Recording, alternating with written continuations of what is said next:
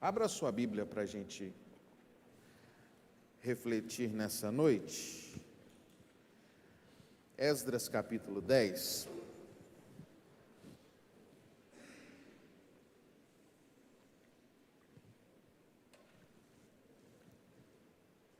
Esdras capítulo 10.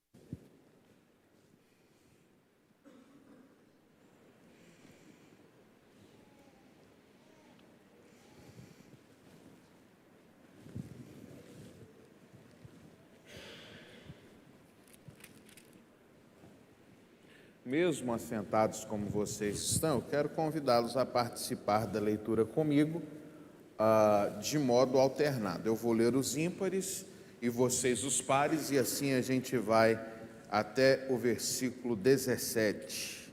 Esdras 10, 1 a 17, leitura alternada.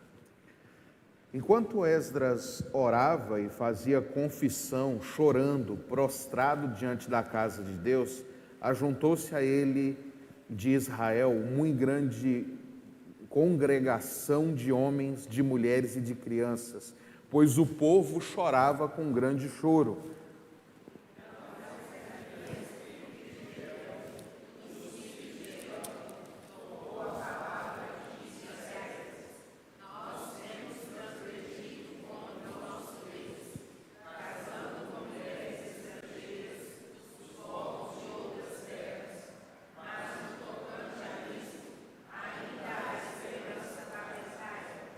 Agora, pois, façamos aliança com o nosso Deus, de que despediremos todas as mulheres e os seus filhos, segundo o conselho do Senhor, e o dos que tremem ao mandado do nosso Deus, e faça-se segundo a lei.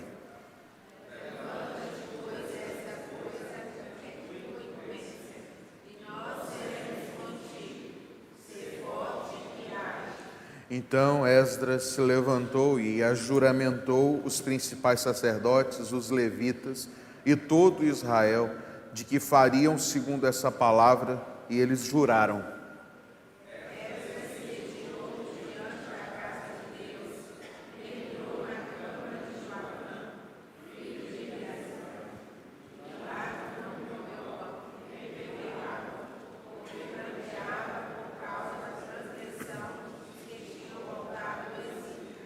Fez-se passar pregão por Judá e Jerusalém a todos os que vieram do exílio, que deviam ajuntar-se em Jerusalém.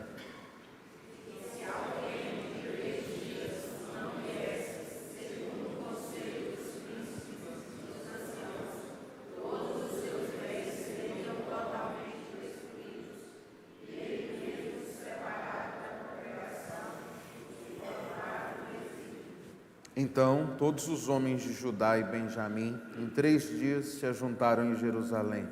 No dia 20 do mês 9, todo o povo se assentou na praça da casa de Deus, tremendo por causa dessa coisa e por causa das grandes chuvas.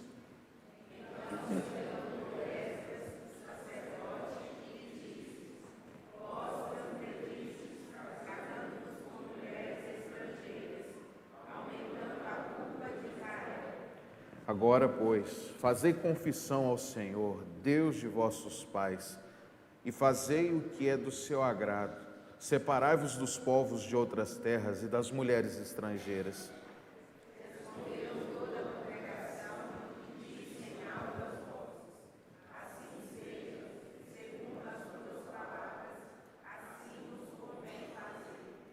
Porém, o povo é muito, e sendo o tempo de grandes chuvas, não podemos estar aqui de fora. E não é isto obra de um dia ou 2, pois somos muitos os que transgredimos nessa coisa.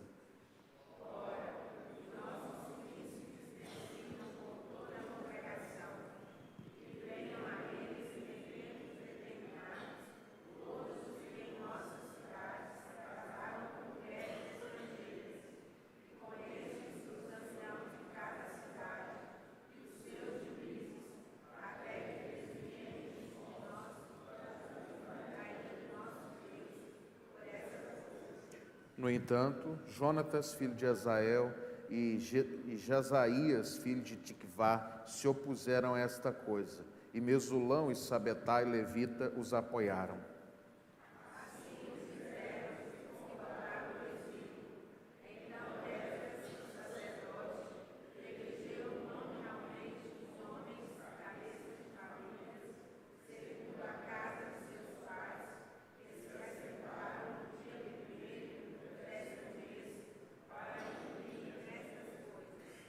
e o concluíram no dia 1º do primeiro mês, a respeito de todos os homens que se casaram com mulheres estrangeiras.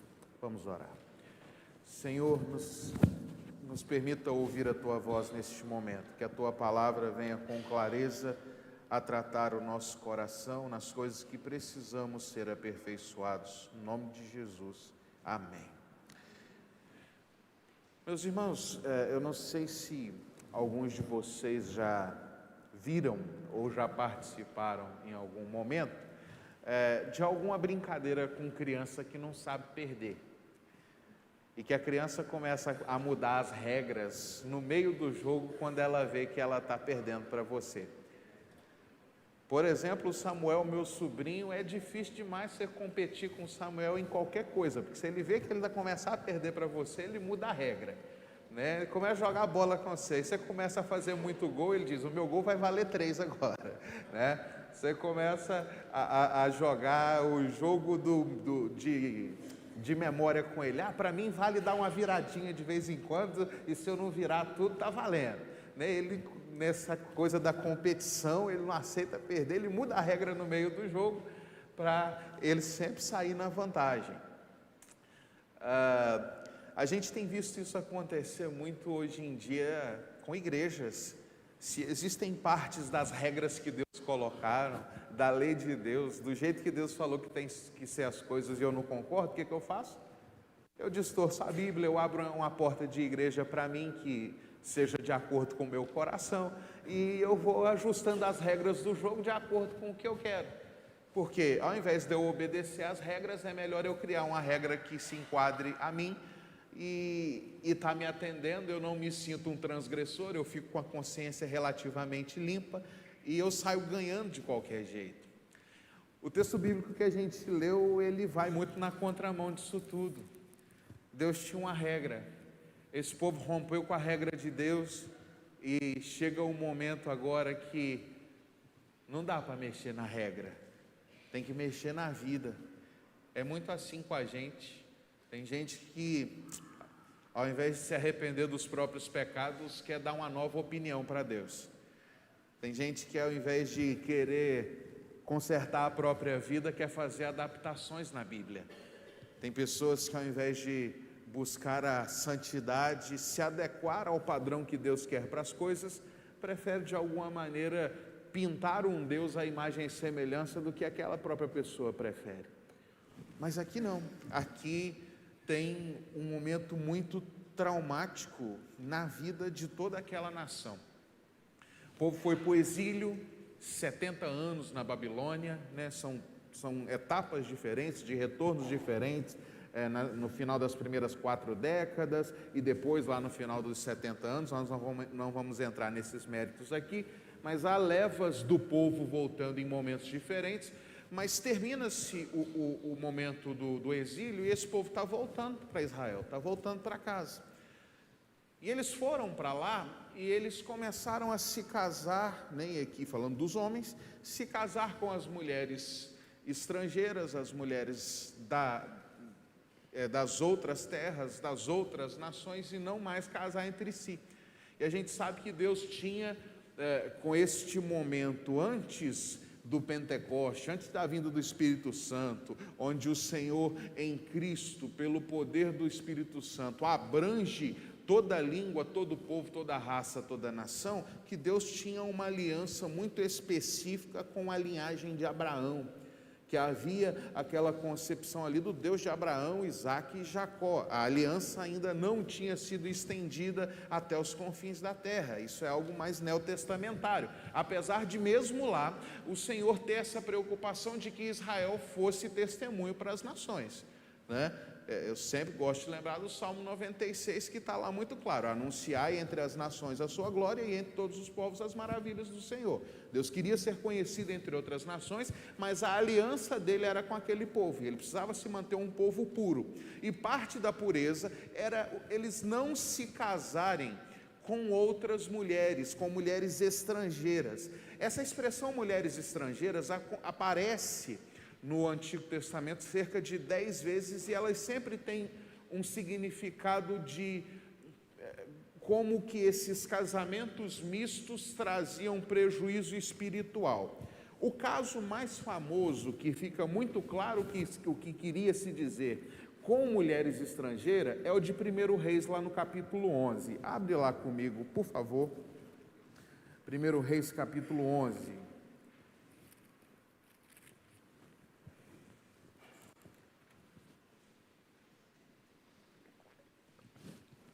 1 Reis 11, 1 a 3. Vamos ler todo mundo junto? Ora, além da filha de Faraó, amou Salomão muitas mulheres estrangeiras, moabitas, amonitas, edomitas, sidônias e etéias, mulheres das nações de que havia o Senhor dito aos filhos de Israel: não caseis com elas, nem casem elas convosco, pois vos perverteriam o coração para seguirdes os seus deuses. A estas se apegou Salomão pelo amor.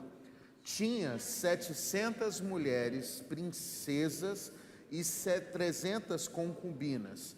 E suas mulheres,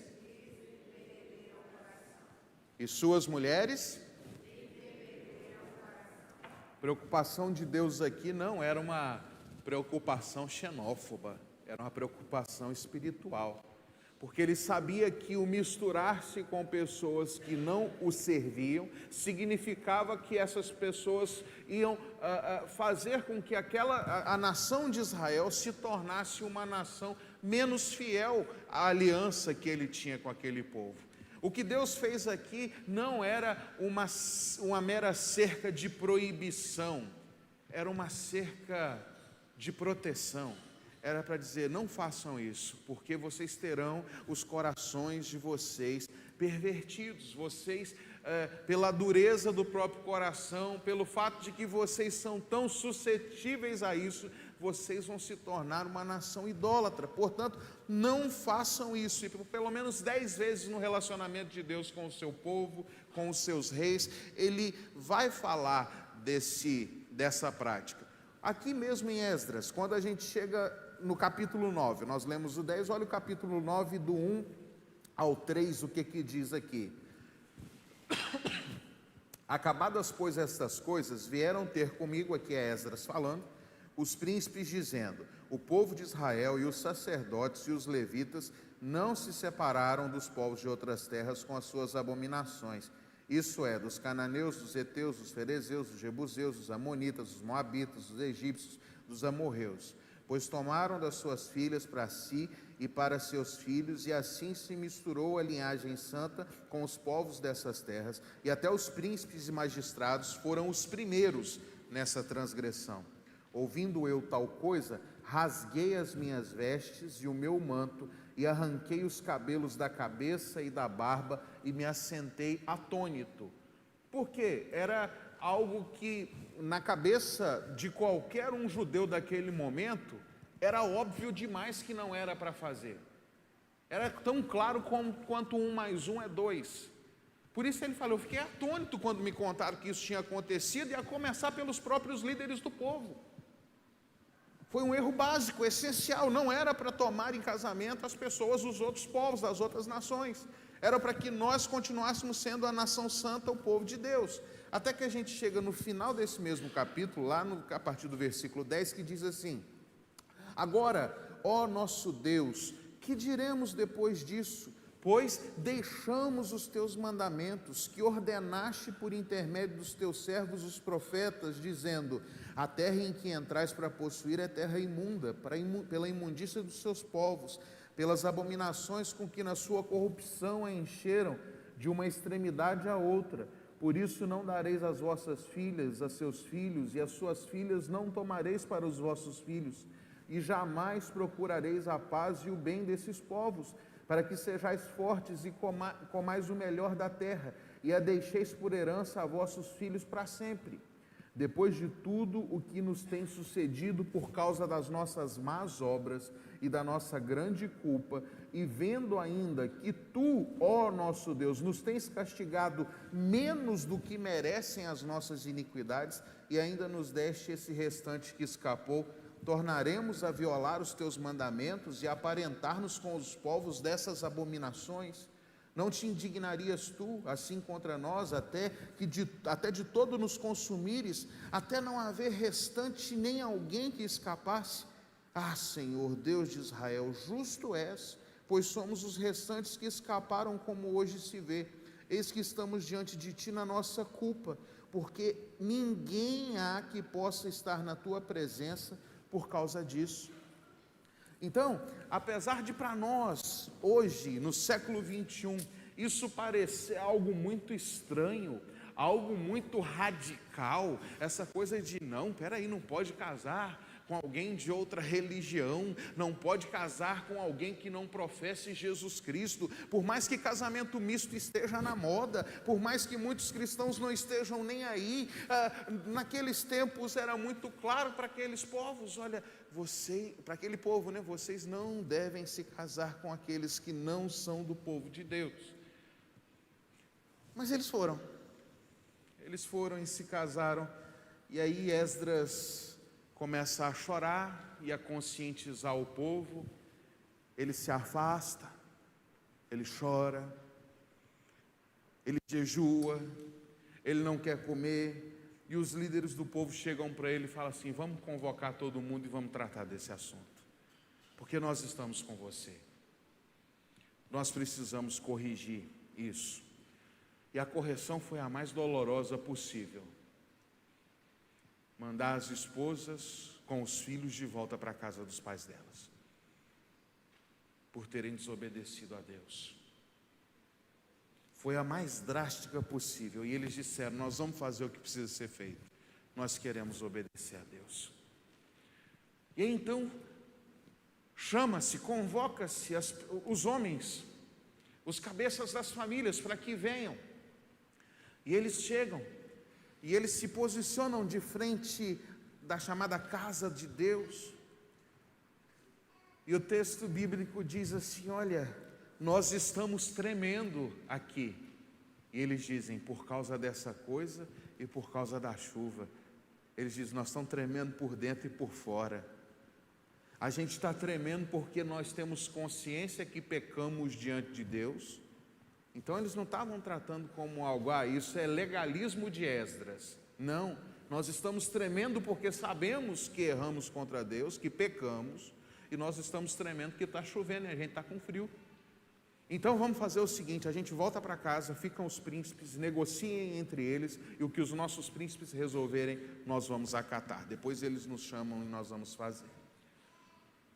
E com exceção de 4 homens que são mencionados nominalmente, que são Jonatas, Jazeías, Mesulão e Sabetai, todos os demais falam: é isso que faremos, para apartar a brasa da ira de Deus contra nós.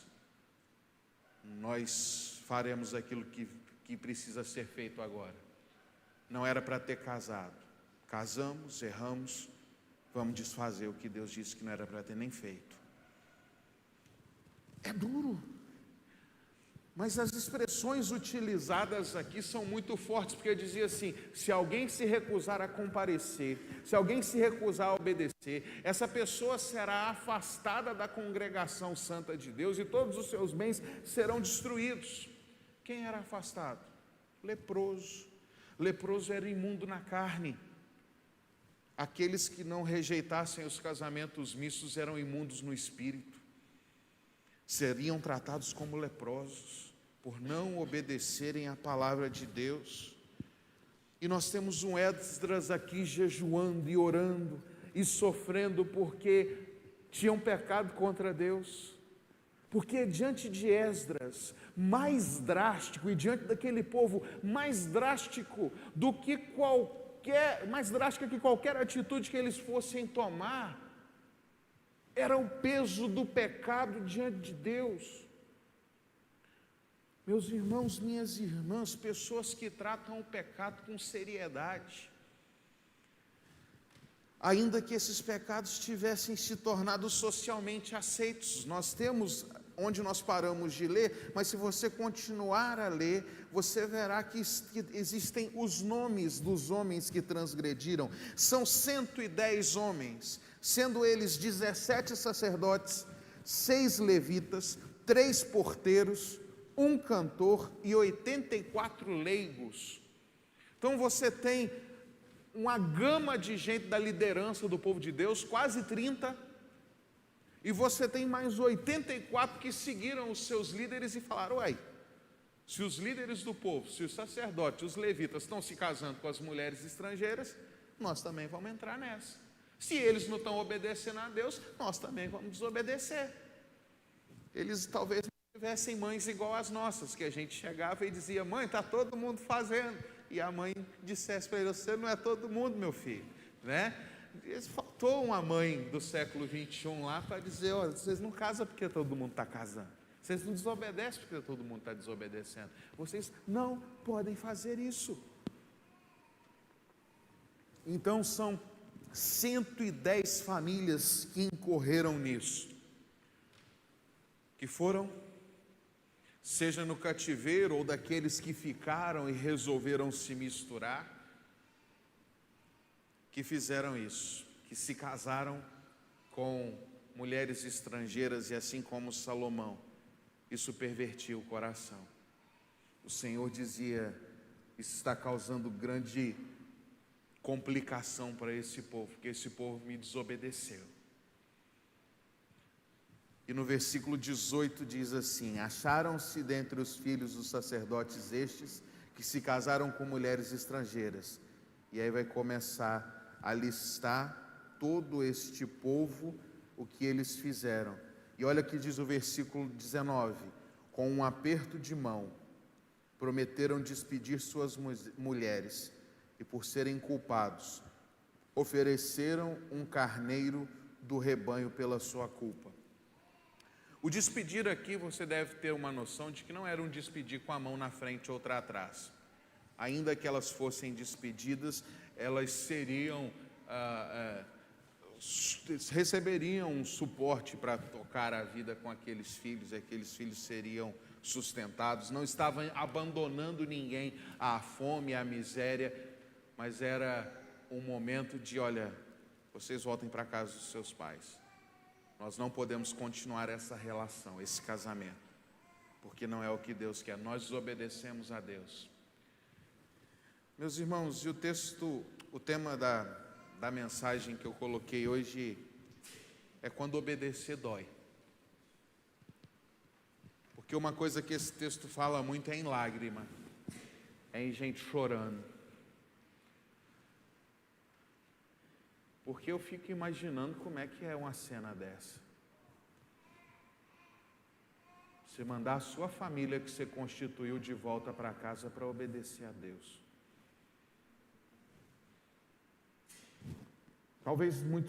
Talvez essa não seja, e com certeza não é, a nossa realidade hoje. Nenhum de nós precisa devolver a esposa para o pai da família dela para ser fiel a Deus.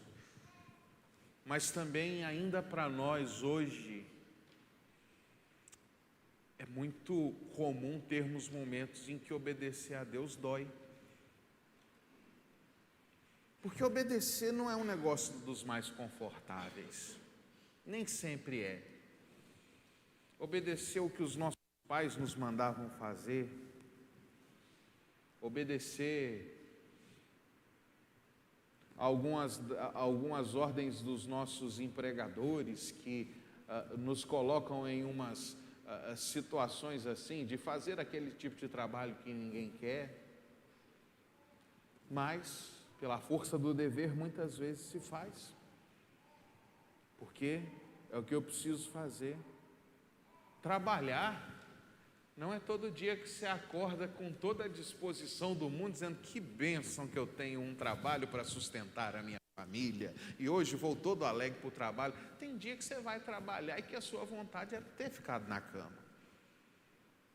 Tem dia que você sai para ganhar o pão de cada dia e a sua vontade era ter ficado em casa assistindo Netflix, né? Mas você sabe que pesa sobre você uma responsabilidade, uma obrigação. Jovens, adolescentes, crianças, eu sei que vocês são doidos para ser adulto, mas pergunta para a turma da mocidade aí o que significa ser adulto, né? Você passa a ter algumas responsabilidades que depois você não tinha. E essa vida cheia das responsabilidades começa a ser vivida. E diante de Deus nós temos muitas responsabilidades. E obedecer a Deus muitas vezes dói, como doeu para essas pessoas. De falar, olha o que o meu pecado está fazendo. Olha o que o meu pecado está causando.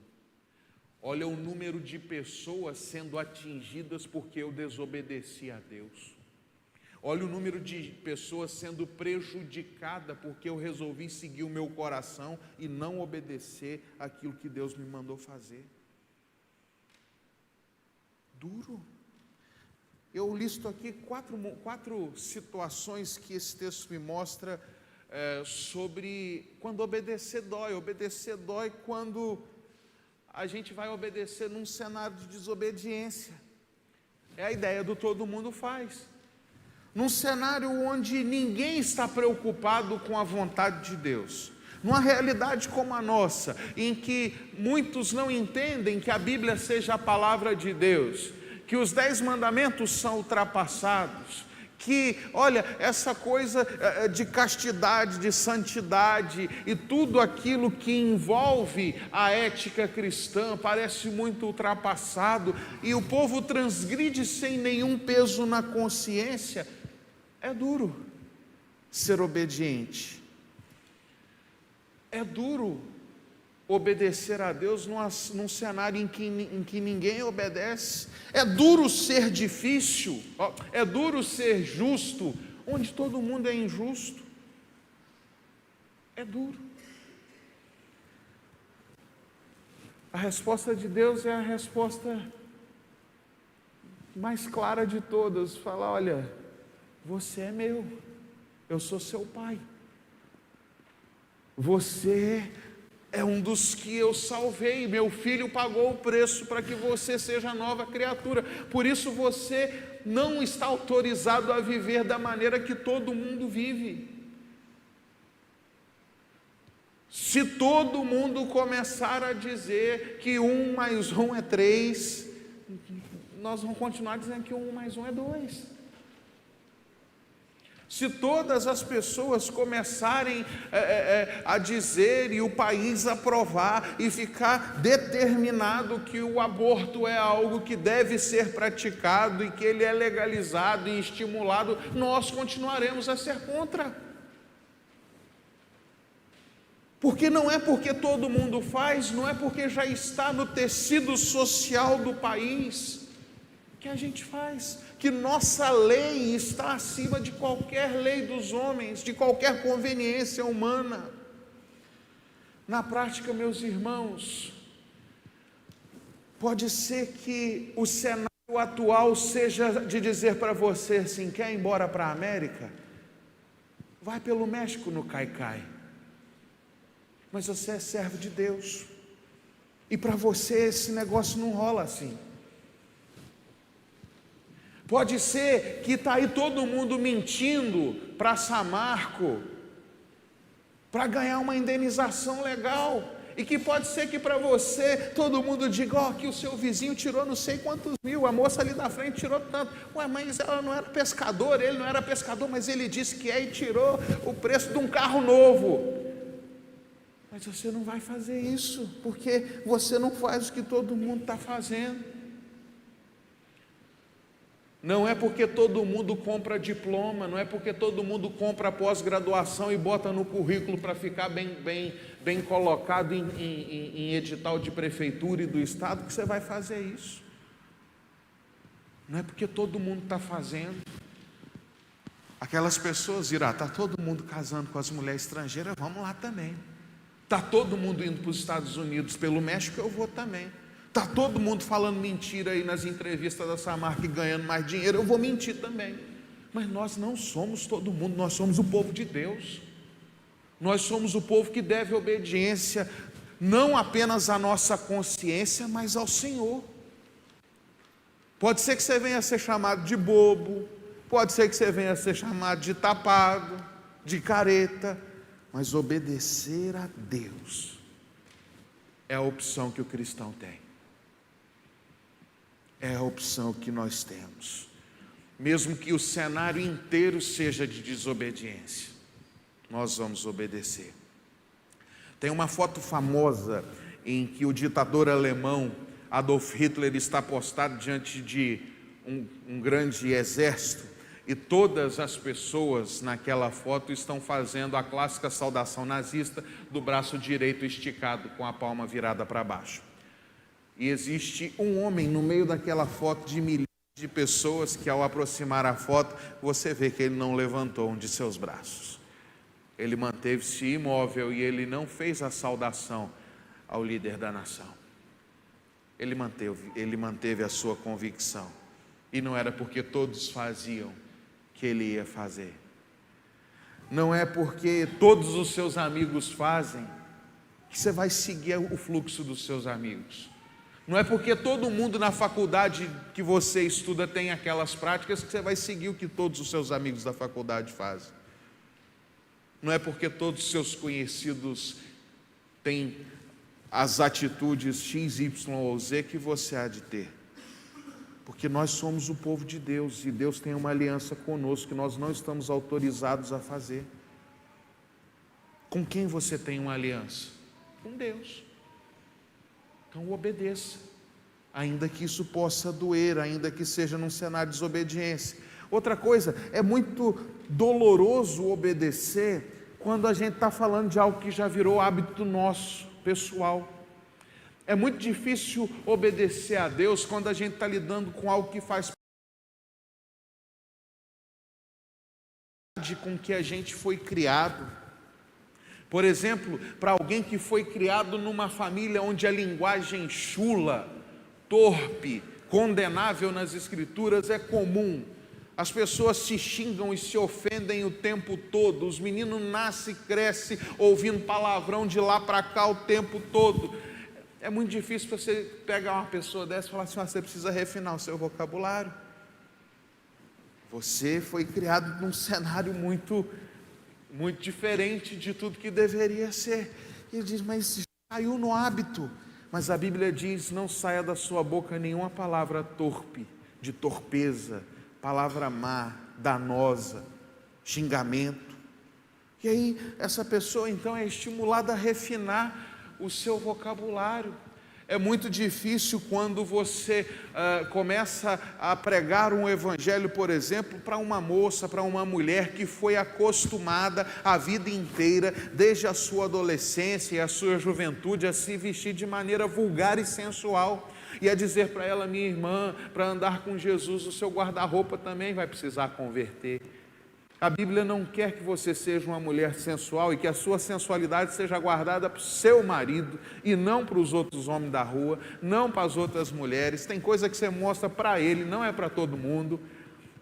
Mas ela fala: eu sempre andei assim, esse foi sempre o meu jeito de me vestir, já é o meu hábito, eu me sinto bem, isso valoriza o meu corpo. Mas você vai obedecer a Deus, ainda que você tenha sido criado assim, ainda que você tenha sido estimulado a viver assim.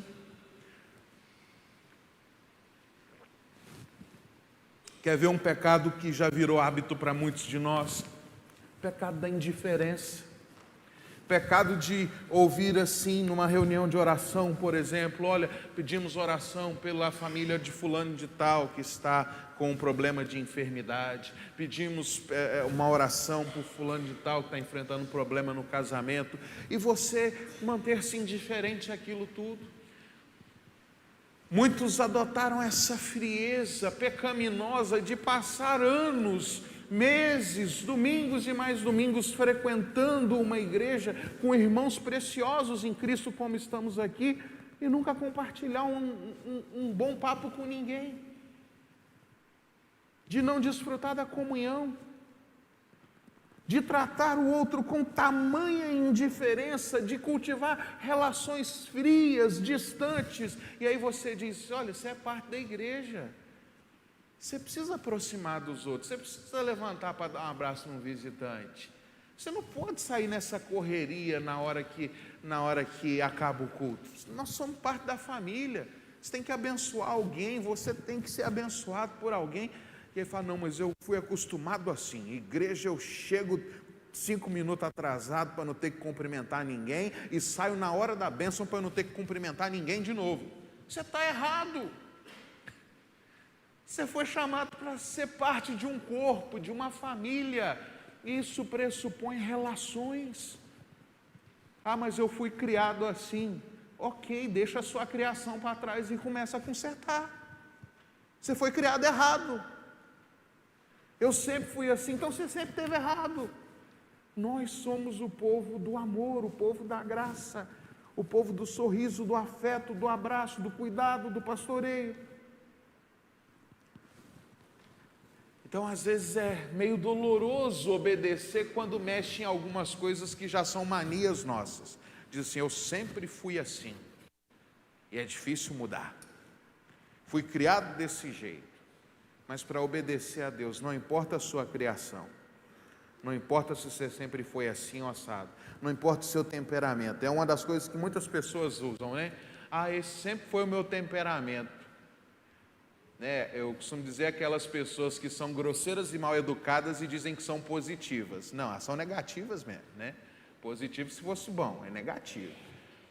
Gente grosseira, sem educação, que não sabe conversar, que sempre está dando com as patas no peito dos outros, não é gente positiva, né? Não, sou positivo. Não, você é negativo. É péssimo estar perto de você. Você precisa converter o seu temperamento também. Mas eu sempre fui assim. Jesus te conserta. Bota isso em oração, fala: Senhor, eu não quero ser essa espada afiada que sai cortando e machucando todo mundo do jeito que eu sou. Eu quero ser uma pessoa mais doce, mais amável. Me conserta.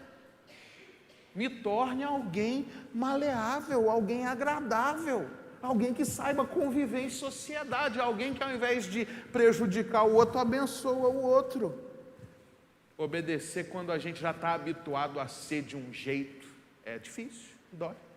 Porque diz assim: o jeito que você é, que você sempre foi, não está certo, você precisa mudar. E aí a gente é quebrado. Terceiro, é muito difícil obedecer quando tem consequência, não é? Porque uma coisa é falar assim: eu vou obedecer por algo que é tranquilo. Mas pensa aqui, que é a coisa mais clara do texto: obedecer quando tem consequência. Consequência para si e consequência para os outros. Consequência para eles e para as mulheres e para as crianças. É difícil obedecer quando fazer o certo vai culminar, por exemplo, em perda financeira. Tem uma vaga disponível para você ser promovido, mas você tem que fazer isso, isso e isso. Mas você vai ter que contar algumas mentiras para conseguir essa promoção. Mas, eu vou ter que usar a minha influência e dar um jeitinho, e você vai ficar me devendo uma para você conseguir esse benefício aqui, tá? Você vai ter um grande prejuízo financeiro para obedecer a Deus. Tem muita gente que fala: ok, quais são as mentiras que eu tenho que contar? Onde é que eu assino para ganhar mais dinheiro? Ainda que isso signifique desobedecer a Jesus.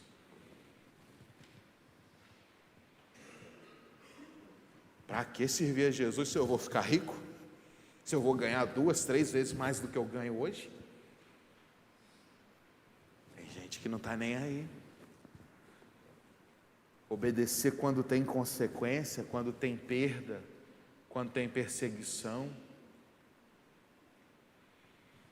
Obedecer quando as lutas vêm.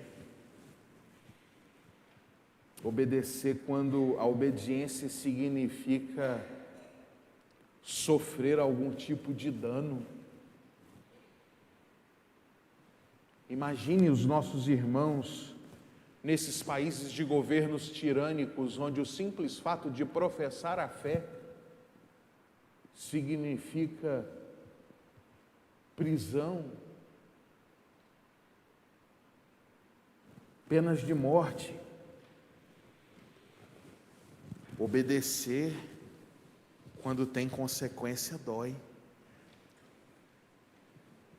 Confessar um adultério, falar a verdade. Imagina a dor para si e para o seu cônjuge de confessar um adultério. Mas olha, obedecer quando dói. Se recusar a cumprir uma ordem pecaminosa do seu patrão, ou faz ou perde o emprego. A Deus emprego e meu Deus proverá. É fácil falar daqui da frente. Mas na hora, você pensa na escola dos meninos, você pensa no arroz, no feijão, você pensa nos boletos. Mas obedecer uma ordem pecaminosa de um patrão, pesar as consequências, eu vou ser fiel a Deus ou eu vou continuar botando arroz com feijão no prato da minha família? Obedecer às vezes dói. Recusar as condições que um cliente importante vai lá e faz assim, para eu fechar um negócio com você, você vai ter que fazer isso, isso e isso para mim. Você vai ter que frequentar esses ambientes comigo. Você vai ter que falar isso, isso e isso para os seus fornecedores. Aí eu fecho o negócio com você. E está cheio disso no mundo dos negócios. Porque eu contei 20 mentiras para cá, para você negociar comigo, você tem que entrar em mais uma mentira para a gente conseguir manter o esquema todo funcionando. Eu conheci, por exemplo, um presbítero que sofreu graves ameaças de morte, porque ele era funcionário público. Ele descobriu uma torneira aberta de corrupção dentro da prefeitura da cidade que ele trabalhava, e ele denunciou. E aí, antes de denunciar, a conversa foi: ou entra no esquema, ou a gente te mata. Pela graça de Deus, ele está vivo até hoje. Mas obedeceu ao Senhor. Conheço um gerente de banco que lida com liberações de verbas para prefeituras, governos fazer obras. Então passa tudo por ele. Os projetos vêm da prefeitura, o dinheiro vem do governo federal, e ele fala, ok, está em ordem, libera ou não o dinheiro.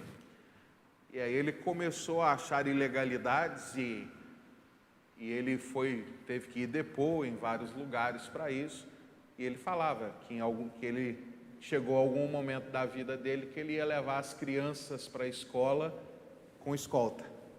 Se ele fosse no supermercado, com escolta. Se ele fosse na academia malhar, com escolta. Porque estava tudo errado.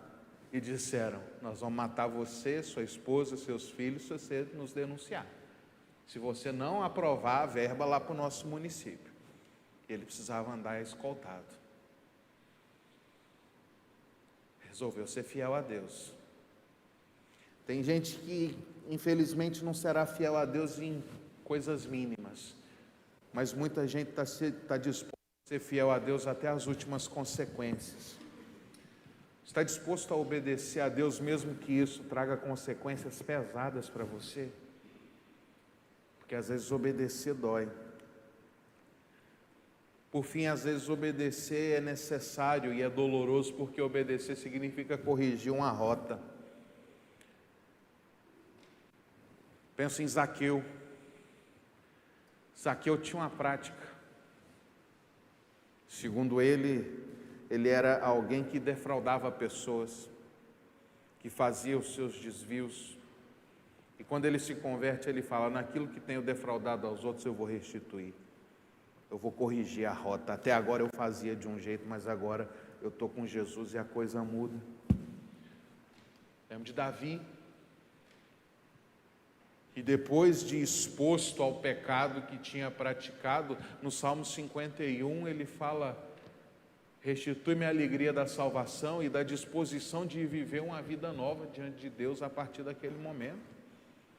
E de fato, o Davi depois disso é um homem muito mudado, um homem transformado em vários aspectos da vida dele.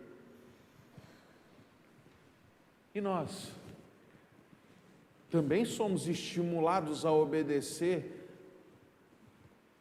para resolver alguns desvios de rota. Uma vez uma pessoa me contou o seguinte, falou: pastor, eu atropelei uma pessoa.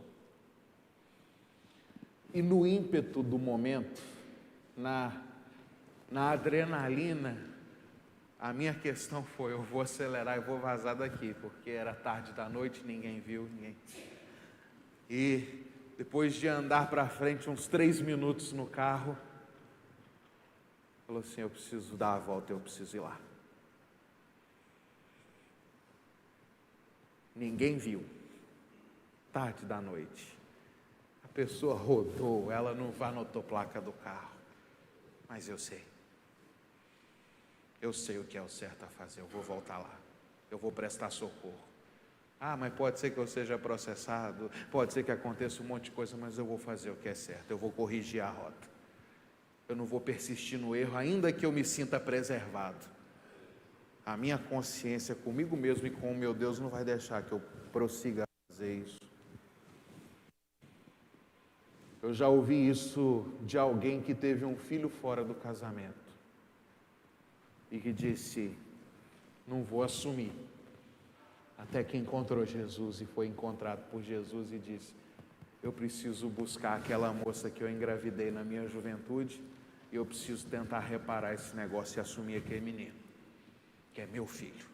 Eu não era homem na época, eu estava errado na época, mas agora eu vi o que em Jesus é e eu vou lá corrigir a rota, eu vou consertar. Pode ser que o menino me rejeite, pode ser que a mulher me bote para lá, ou me bote fora da casa dela e tudo mais, mas eu sei o que Jesus fez por mim. E eu preciso fazer algo diferente. Esse talvez é o drama de muita gente que casou com alguém que não serve a Deus. E que agora está ouvindo muito conselho dizendo assim: separa. Você casou, você cometeu o erro de não ouvir a palavra de Deus, casou com uma mulher que não era crente, casou com um homem que não andava com Jesus, agora está num casamento todo detonado, separa. E aquele irmão, aquela irmã diz: eu resolvi obedecer ao Senhor. Eu desobedeci na hora de casar, mas eu vou obedecer na hora de continuar casado. Eu vou fazer o que eu preciso fazer. Obedecer às vezes dói. Mas sabe para quem doeu mais? Para Jesus. A obediência de Jesus não significou perder um pouco de dinheiro. A obediência de Jesus não significou ter simplesmente alguém olhando ele diferente. A obediência de Jesus não significou precisar ficar andando com escolta. A obediência de Jesus significou morte e morte de cruz. Ele obedeceu ao Pai até as últimas consequências. O destino era a cruz. E não era morrer por gente boa, era morrer por gente ruim.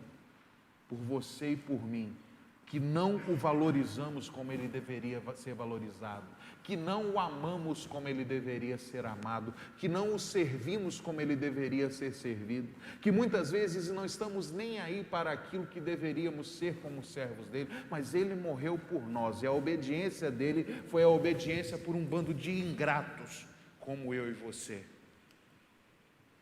Se Jesus fosse medir as consequências apenas, ele jamais obedeceria, mas ele obedeceu por causa do ganho, porque o ganho eram vidas transformadas, redimidas, uma grande família.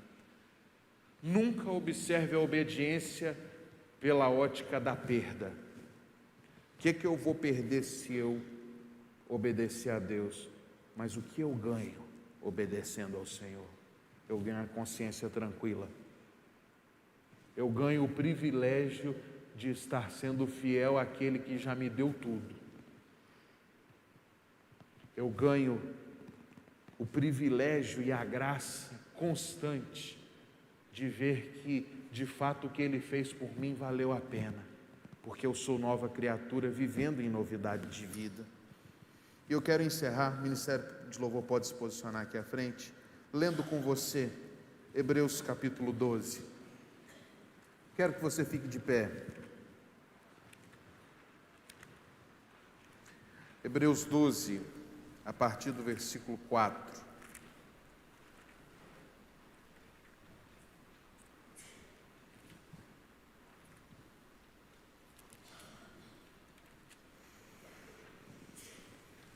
Do 4 até o 13. Nós vamos ler juntos. Hebreus 12, 4 a 13. Leiamos. Ora, na vossa luta contra o pecado, ainda não tendes resistido até o sangue, e estáis esquecidos da exortação que, como a filhos, discorre convosco. Filho meu, não menosprezes a correção que vem do Senhor, nem desmaieis quando por ele és reprovado, porque o Senhor corrige a quem ama e açoita a todo filho a quem recebe. É para a disciplina que perseverais. Deus vos trata como filhos. Pois que filho há que o pai não corrige? Mas se estais sem correção, de que todos se têm tornado participantes, logo sois bastardos e não filhos. Além disso, tínhamos os nossos pais segundo a carne que nos corrigiam e os respeitávamos. Não havemos de estar em muito maior submissão ao Pai espiritual, e então viveremos? Pois eles nos corrigiam por pouco tempo, segundo melhor lhes parecia. Deus, porém, nos disciplina para aproveitamento, a fim de sermos participantes da sua santidade. Toda disciplina, com efeito, no momento não parece ser motivo de alegria, mas de tristeza. Ao depois, entretanto, produz fruto pacífico aos que têm sido por ela exercitados, fruto de justiça. Por isso, restabelecei as mãos decaídas e os joelhos trôpegos, e fazei caminhos retos para os pés, para que não se me extravie o que é manco, antes seja curado. Nós somos filhos. Para filho há disciplina, conserto de rota, e a chamada é resistirmos até o sangue na luta contra o pecado, porque o nosso Senhor resistiu na luta pela obediência ao nosso Deus. Vamos orar, receber a bênção, e enquanto a última canção é cantada, eu estarei à porta os cumprimentando para nós tomarmos o nosso cafezinho lá embaixo. Senhor, obrigado pela sua palavra, pelo seu ensinamento. Obrigado, ó Deus, porque o Senhor nos mostra com clareza o que o Senhor quer de nós. Ó Deus, temos sido chamados a sermos servos obedientes. Não permita, ó Deus, que caiamos na escravidão do pecado, de maneira a vivermos a nossa vida do nosso jeito, sem darmos ouvidos à tua voz. Cria em nós um coração puro e renova-nos com espírito inabalável. Ó Deus, que possamos experimentar a tua presença todos os dias, corrigindo a nossa rota, nos ajudando a sermos obedientes, ainda que obedecer venha a ser dolorido. Sê conosco e nos abençoe, Senhor. Irmãos em Cristo, vão em paz. Que a graça do Filho, o amor do Pai e a consolação do Espírito Santo seja e permaneça com todos vocês, hoje e para sempre. Amém e amém.